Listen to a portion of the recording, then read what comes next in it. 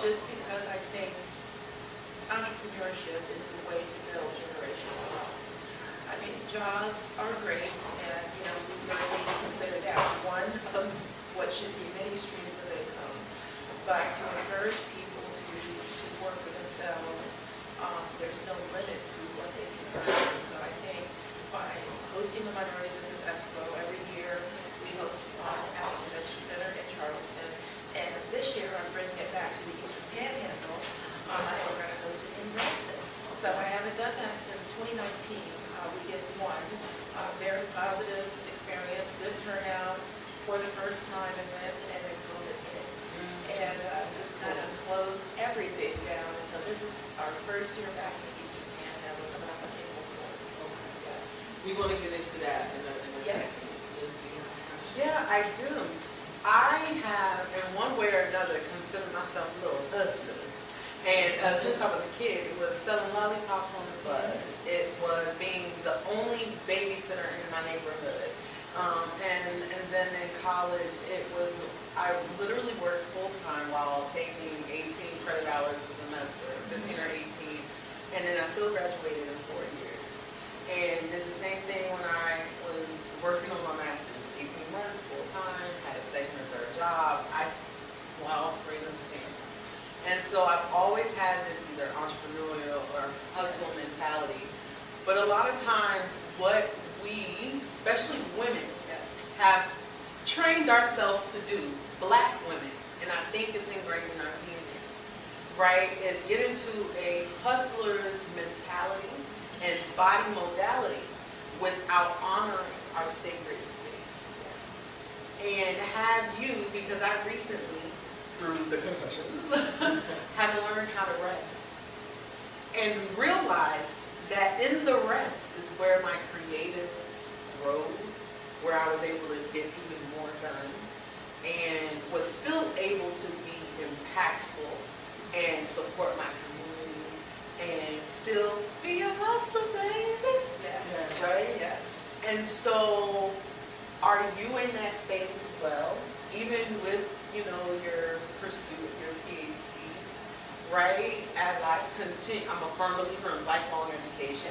Tiffany is a lifelong learner as well, constantly getting her credentials, right? So as we are constantly moving forward and growing our businesses or being executives in our respective places in the community, how do you encourage yourself or take care of yourself and stay centered and grounded and realize that a hustler's mindset doesn't have to be a hustler's movement? So let me tell you, that is something that I struggle with, and I own the fact that I do struggle with that. I don't rest much, and that's not a good thing. And I've been following through social media a lot of executive coaches and people that offer advice like that. And of course, you get it in church. My pastor says it all the time, that God calls us to rest. God rested on the seventh day. So we're supposed to rest, but you're right. When you get into hustle mode, I keep reminding myself this is just a season.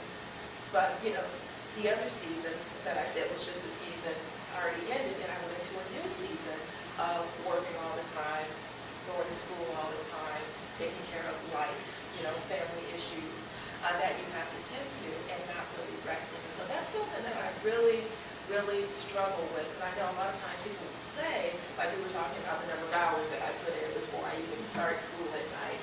But that's not, a point of something that you should be proud of. I mean, it's showing that you haven't established boundaries in your workplace. If you're working 70 hours a week, you need to establish those boundaries. And so that's something that I really struggle with because things always need to be done. So I would just say to people that if they continually remind themselves, do what I'm doing, following people who are successful at it. I don't personally know an executive coach, and she recently retired, and she said she did not leave 1 hour of PTO on the books when she retired. She took her vacations every single year.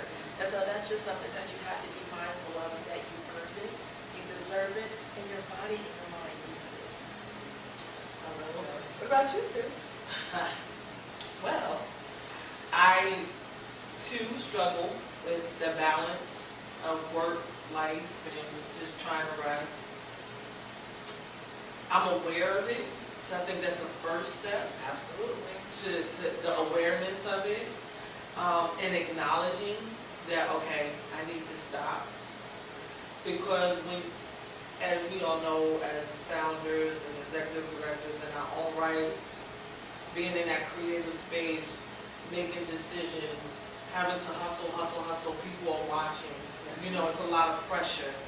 And so, my answer today, I will say today, is that I am aware that I need to set boundaries.